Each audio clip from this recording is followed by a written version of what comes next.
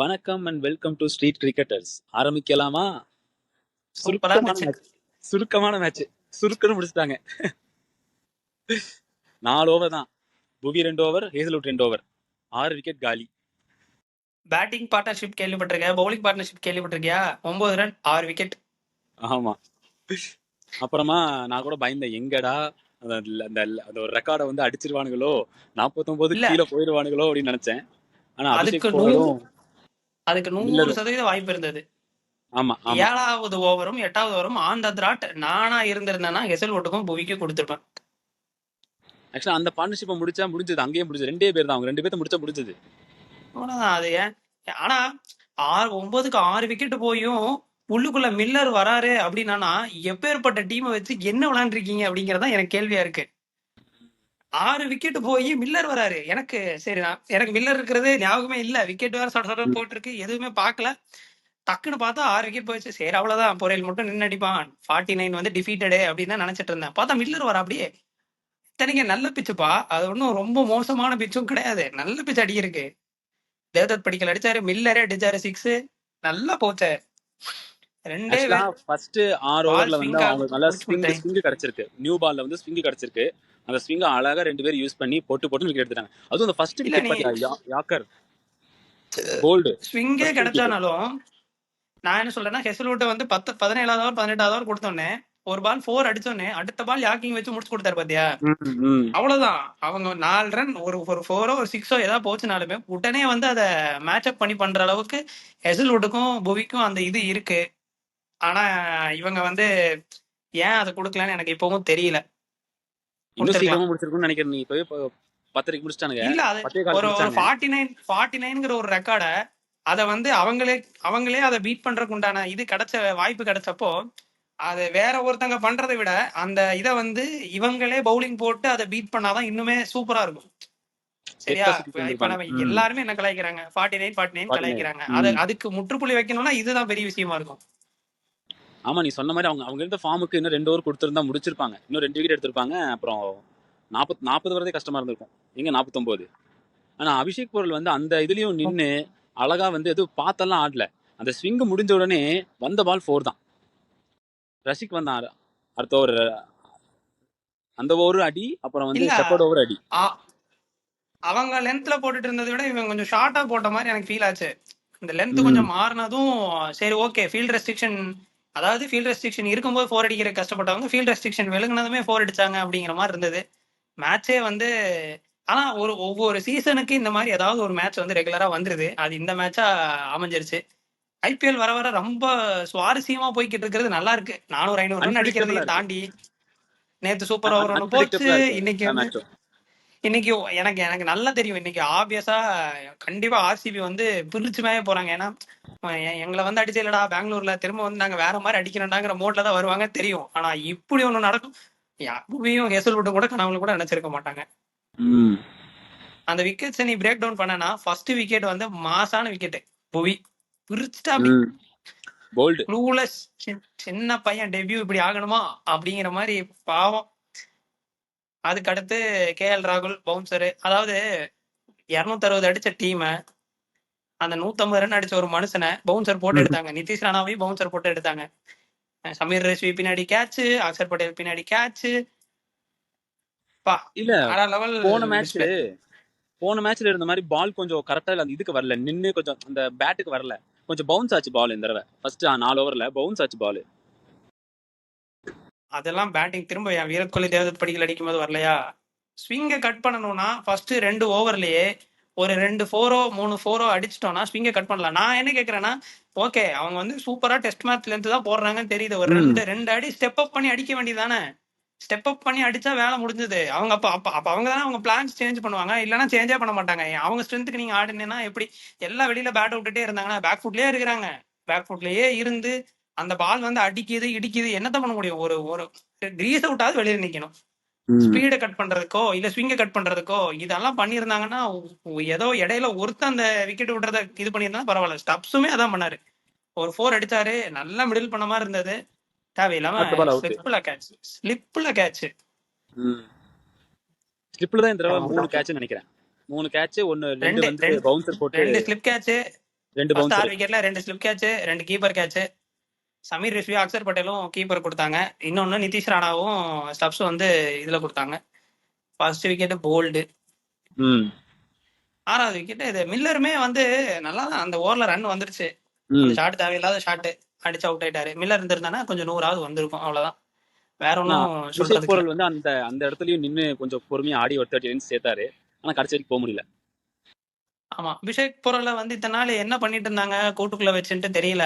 Well proven, already விளாண்டுருக்காரு, நிறைய IPL விளாண்டுருக்காரு.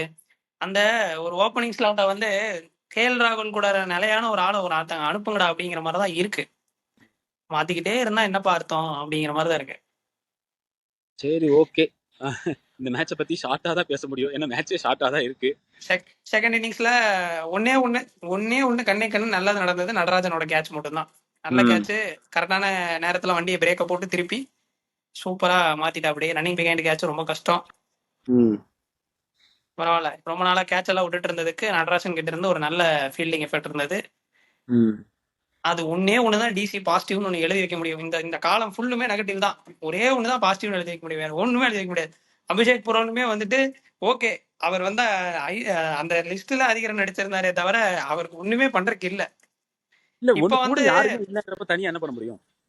இல்ல நான் தான் சொல்றேன். இப்ப வந்து அந்த ருத்ராஜ் கெய்க்வாடோட இன்னிங்ஸ் கண்ணுக்குள்ள ம் வருதுல்ல, ம் சும்மாவா? ஃபர்ஸ்ட் 3 விக்கெட் 4 விக்கெட் போனதுமே வந்து அதை இழுத்து இடிச்சு திரும்ப கொண்டு வந்து அது 159 கொண்டு வந்தாங்கல்ல. அது வந்து எவ்வளவு பெரிய விஷயம். இது 2 மேட்ச்மே அப்படிதான் பண்ணாங்க. ஒரு பக்கம் ருத்துராஜ், இன்னொரு பக்கம் Rinku. Rinku last over fire பண்ணாரு. ருத்ராஜ் வந்து கொஞ்சம் முன்னாடியே ஃபயர் பண்ண ஆரம்பிச்சிட்டாரு. அதனாலதான் நம்ம அந்த 158வது வந்தோம். ரிங்கு அவங்களுக்கு வந்து பார்த்தோன்னா அவங்க அபவ் 6-7 அந்த 2 ரேட்ல தான் போயிட்டு இருந்தாங்க. கடைசியா ரெகுலரா அந்த ம் ஆக்சிலேட் பண்ற அந்த 160 கொண்டு வந்தாங்க. அந்த ஒன் ஓவர் இது நடந்தது. ருத்ராஜுக்கு ஒரு 3 6 4 6 வந்ததுக்கு அப்புறமும் நிறைய அடிக்க ஆரம்பிச்சாரு. கடைசியில வரைக்கும் நாட் அவுட்ல வந்தாரு. ஸோ அந்த அந்த இன்னிங்ஸ் வந்து கண்ணில் தெரியுது. ஓகே. இப்போ வந்து யாரும் சரி. சொல்ல மாட்டீங்கல்ல, ருத்ராஜ் ம் வந்துட்டு இப்படி இப்படி பண்ணிட்டா அப்படியே கேப்டன்சி விட்டு தூக்கணும்.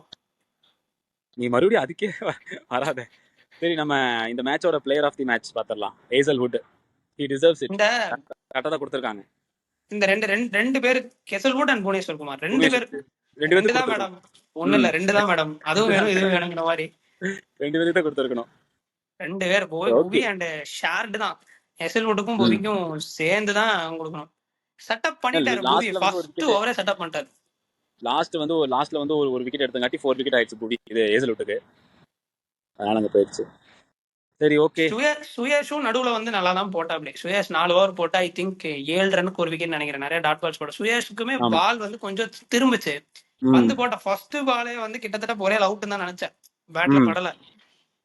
கீப்பர் பால விட்டா அப்படி பேட்லயும் படல. ம் ம் நல்லா இருந்துச்சு அந்த பவுலிங்க. சுயேஷும் காம்ப்ளிமெண்ட் பண்ணாங்க. குர்னால் பாண்டியா அவர் வச்சாங்க. நீங்க நல்லா பாத்துட்டீங்க தெரியும். அக்சல் பட்டேல் பவுன்சர் போட்டார், ஒரு பவுன்சர். லெஃப்ட் ஆம் நீ பவுலர்ஸ் மட்டும் தான் எல்லாம் போடுவியா? பவுன்சர் போட நானும் போடுவேன். வச்சிருக்காங்க குர்னால் பாண்டியானால. நீ மட்டும் தான் போடுவியா? நானும் போடுவேன் டேய். அவ்வளவுதான். இனி எல்லாருமே ஸ்பின்னர்ஸ்க்கு எல்லாம் ஹெல்மெட் போட்டு வந்துருங்க, தொப்பியெல்லாம் போட்டு வராதீங்க தயவு செஞ்சு. சரி ஓகே. நம்ம இந்த ஷார்ட் மேட்சை ஷார்ட்டா முடிச்சுட்டு நாளைக்கான மேட்ச் தான் கொஞ்சம் முக்கியமான மேட்ச். பஞ்சாப் vs எஸ், ஆர்ஆர். Punjab versus RR. எனக்கு என்னமோ ஃபர்ஸ்ட் 4 மேட்ச் ஆடிட்டு இருந்த இந்த சீசன்ல இவங்க 2 பேரும் தான் டாப்ல இருந்தாங்க. 4 அவுட் ஆஃப் ம் 4 ராஜஸ்தான் ம் ஜெயிச்சிருந்தாங்க. அவங்களும் 4 அவுட் ஆஃப் 4. இப்ப என்ன எங்க கொண்டு வந்து நிறுத்தி இருக்கிற பாத்தியா அப்படிங்கிற மாதிரி ஆர்ஆர் தூக்கி 4th பிளேஸ்ல வச்சிருக்காங்க. நம்மளால ஸ்டெடியா ஒன்னு சொன்னாருப்பா போன time, we are enjoying the win, we are enjoying the cricket அப்படின்னாரு ஸ்ரேயஸ். ம் சரியான மைண்ட் செட். அதாவது வின் எதுவும் தலைக்கு ஏறல, எதுவும் இதாகல. நாங்க 260 ஜஸ்ட் கோ, அடி ரன் அடி ஜெயிக்க பாரு, அவ்வளவுதான். 220 ரன் 17 ஓவர்ல நாங்க ஜெயிச்சோம். அதே மாதிரி 260 ரன் ஏன் 20 ஓவர்ல அடிக்க முடியாது, நாங்க ஆட ஆரம்பிச்சிட்டோம் அப்படின்னாங்க. அதே மாதிரி 19 ஓவர்ல முடிச்சிட்டாங்க. நிறுத்தவே முடியாது. அன்ஸ்டாப்பபிளா இருக்காங்க பஞ்சாப். நாளைக்கு மேட்ச் பஞ்சாப் ஆபியஸா. எனக்கு வந்து பஞ்சாபோட வின்னிங் ஸ்ட்ரீக் உடையுமோ அப்படிங்கிற ஒரு கேள்விக்குறி இருக்கு. பாப்போம். எனக்கு பஞ்சாப் 6வது ஜெயிக்கும் மேட்ச்ல தோணுது. இருந்து பட் இப்படிதான் இருந்தாலும் எல்லாரும் உடையுமா சொல்லிக்கிட்டு அப்படின்னு இருக்காங்க. ஒரு நப்பாசை. அதான் உடையணும்னு பாத்துட்டு இருக்கிறீங்க. பார்க்கலாம். இன்னொரு ஒரு ஸ்டாட் ஒண்ணு போட்டிருந்தாங்க. நான் ம் மீம்ல தான் பார்த்தேன். அந்த ஸ்டாட் கொஞ்சம் கரெக்டான பார்க்கணும். ம் எம்எஸ் தோனி வந்து பார்த்தேன்னா அவரோட ஃபர்ஸ்ட் 93 இன்னிங்ஸ் கேப்டனா பண்ணது ஐபிஎல்ல ம் 57 வின்ஸ் எடுத்திருந்தாரு. இவ்வளவு ம் ஆன் த ட்ராட். போன சீசன் இந்த சீசனும் இவ்வளவு மேட்ச் லைனா ஜெயிச்சோம். ஸ்ரேயஸ் ஐயர் 93 இன்னிங்ஸ்ல 56 வின்ஸ் எடுத்திருக்காரு. நீ இந்த இது பார்க்கும்போதே தெரியுது ஏன் எம்எஸ் தோனி ஒய் அந்த ஆள் ஏன் லெஜெண்ட் அப்பதான் தெரியுது. இப்போ புதுசா இப்ப இருக்கிற மாடர்ன் T20ல பண்ற அந்த ரெக்கார்ட்ஸ் எல்லாம் பார்த்தானா, நான் அப்பவே பண்ணிட்டேன்டா 2010-11 பண்ணிட்டேன்டாங்கிற மாதிரி அந்த ஆள் பண்ணி வச்சிருக்காரு. அது வந்து ம் எவ்வளவு அந்த எவ்வளவு பெரிய ட்ரெண்ட் செட்டரு அப்படிங்கிற மாதிரி இருந்துச்சு. ஏன்னா ம் நம்ம முந்தானத்து மேட்ச்லயும் ஒரு விஷயத்த பேச விட்டுட்டோம். அந்த சிஎஸ்கே தோத்து போனனால பேசல. அந்த ம் மின்னல் வேக ஸ்டெம்பிங்னு சொல்லிட்டு சஞ்சு ஒண்ணு பண்ணாரு சுபம் ம் கில்லுக்கு. சேம் சுபம் கில்லுக்கு ஜடேஜா போடும்போது 0.12 செகண்ட்ஸ், அதாவது ஹார்ட் பீட் துடிக்கிற கேப்புக்குள்ளார அடிச்சாரு அப்படின்னு ஜடேஜா சொல்லி இல்ல தோனியோடது. 100 தான் இவரு 100 தான். 0.220. ஆனா அது அதை வந்து வந்து டச் பண்ண முடியல.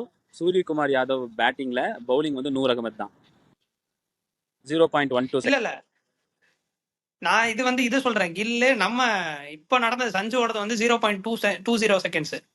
ஆமா, டோனி பண்ணது 0.12 செகண்ட்ஸ். 1-2 செகண்ட்ஸ்ல பண்ணாங்க. ம் நான் அதை விட இது கொஞ்சம் கஷ்டம் சஞ்சு பண்ணது. கஷ்டம் தான் ஆப்வியஸா. அந்த அதை கம்பேர் பண்ணி பார்க்கும்போது அது ரெண்டுத்தையும் மேட்ச் பண்ணிக்கலாம். அந்த ஒரு மினல் வேக ஸ்டெம்பிங் வந்து சஞ்சு கிட்ட வருது, ம் நல்லா இருந்தது. ம் சரி, ஓகே. நாளைக்கு பிளேயர்ஸ் டு வாட்ச் அவுட். நாளைக்கு நான் பிரப்சிமரன் நாளைக்கு பிச்சு நல்ல பிச்சு, நியூ ம் ஹோம் ஃபார் பஞ்சாப். ம் அதனால எனக்கு தெரிஞ்சு இப்போ வந்து இந்த ஹோம்ல வந்துட்டு பஞ்சாப் வந்து கொஞ்சம் செட் ஆகணும். ஸோ ம் பிரப்சிமரன் வந்து எனக்கு தெரிஞ்சு பொழந்துருவாருன்னு நினைக்கிறேன். நாளைக்கு என்னமோ எனக்கு என்னமோ நாளைக்கும் ஒரு 200 ரன் கேம். ஒரு 3 மேட்சாவே கொஞ்சம் லோ ஸ்கோரிங் கேமா போய்கிட்டு இருக்கு. அப்படிங்கறனால நாளைக்கு இவங்க வந்து ஒரு 200-220 அடிப்பாங்கன்னு தோணுது. சரி, பார்க்கலாம். நாளைக்கு வந்து ஐ கோ வித் ஆர்ச்சர். ஆர்ச்சரோட கைவரிசையை காட்டி எல்லாத்தையும் விக்கெட் ஆக்கிட்டாங்கன்னா பஞ்சாபோட முதல் தோல்வி வரும், பார்ப்போம். ஆர்ச்சரோட 4 ஓவர் கண்டிப்பா சூப்பரா தான் போட போறாரு. ம் ஆனா மேட்ச் அங்க இல்ல. அடுத்த பர்கர் 16 ஓவர்லையா? ஓவர்லயே இவங்க மேட்ச் கேட்சப் பண்ணிடுவாங்க தோணுது. ஆர்ச்சரை விட்டுட்டு பர்கரை பிடிச்சி கடிச்சு சாப்பிட போறானுங்க இவனுங்க. பர்கர், அதான் பர்கர் வந்து முதல்ல வந்து நல்லா அந்த 4 மேட்ச்ல நல்லா ஹெல்ப் பண்ணிட்டு இருந்தாரு. இது அதுக்கப்புறம் பர்கருக்கு என்னமோ சரியா விழுக மாட்டேங்குது. ம் சரி, ஓகே. அதனால அடிச்சு போடுறாங்க. ம் நாளைக்கு என்னங்கிறது நாளைக்கு பார்ப்போம். ஸ்கோர் ப்ரொடிக்ஷன் நாளைக்கு என்ன ஸ்கோர் வரும்? 200-220. ஓகே, நான் ஒரு 200 வரும்னு நினைக்கிறேன். புது பிச்சு எப்படி இருக்கும் போதுன்னு தெரியல. 200 பார்ப்போம். இன்னைக்கு நடந்த ஆர்சிபி மேட்ச்ல நம்ம பண்ண ப்ரெடிக்ஷன்லாம் சுக்குநூறாயிருச்சு. 200 நீங்களே ரெண்டு ரெண்டு இன்னிங்ஸ் ரெண்டு டோட்டலையும் சேர்த்து 140 வந்துச்சு. 150 வந்துச்சு. 75-75. 152, 75, 77. பா, ப்ரெடிக்ஷன் ஆகுது, ஸ்கோர் இதாவது ம் அந்த மாதிரி பண்ணிட்டாங்க. ஓகே, நம்ம இந்த மேட்ச் முடிச்சதுக்கு அப்புறம் நம்ம இந்த பாயிண்ட்ஸ் டேபிள் பார்த்துடலாம். இன்னைக்கான பாயிண்ட்ஸ் டேபிள் பாத்தீங்கன்னா சிஎஸ்கே மேல போயிருக்கு. சிஎஸ்கே மேல போயிருக்கா? ஆமா, 6th பிளேஸ் சிஎஸ்கே. அது நேத்துல இருந்து சிஎஸ்கே 6th தான் இருக்கு. ஓகே, இன்னைக்கு மேட்ச் ஜெயிச்சதுனால ஆர்சிபி வந்து செகண்ட் பிளேஸுக்கு போயிருக்காங்க ஸ்ட்ரைட் அவே, நல்ல ரன் ரேட்டோட. 1.92 run rate. இந்த மேட்ச் தோத்ததுனால டிசி வந்து 7th பிளேஸுக்கு போயிருக்காங்க. அது ஒரு ரன் ரேட்ல நல்ல அடி. மேல நம்மள சிஎஸ்கே அனுப்பிச்சு விட்டுட்டு இவங்க வந்து 7th பிளேஸுக்கு போயிருக்காங்க. இனி வரக்கூடிய எல்லா மேட்சையும் ஜெயிக்க வேண்டிய கட்டாயத்துல டிசி இருக்காங்க. 260 அடிச்சு தோத்ததுனாலையும் 75ங்கிற ஒரு லோ ஸ்கோர் இந்த சீசனோட லோ ஸ்கோரை பதிவு பண்ணதுனாலையும் டிசியோட கான்ஃபிடன்ஸ் ரொம்ப கம்மியா இருக்கும். கொஞ்சம் கஷ்டம் தான் மேட்ச் அப் பண்றது. சரி. அதனால நம்ம ஒரு 4 டீம் ரைட் ஆஃப் பண்ணிக்கலாம். 4th பிளேஸுக்கு 3 டீமுக்கு இடையில தான் போட்டியே. RR, GT, CSK. ஓகே, சரி. நம்ம எண்ட் ஆஃப் செஷன் வந்துட்டோம். தேங்க்ஸ் ஃபார் வாட்சிங். லைக் பண்ணுங்க, ஷேர் பண்ணுங்க, கமெண்ட் பண்ணுங்க. நன்றி, வணக்கம்.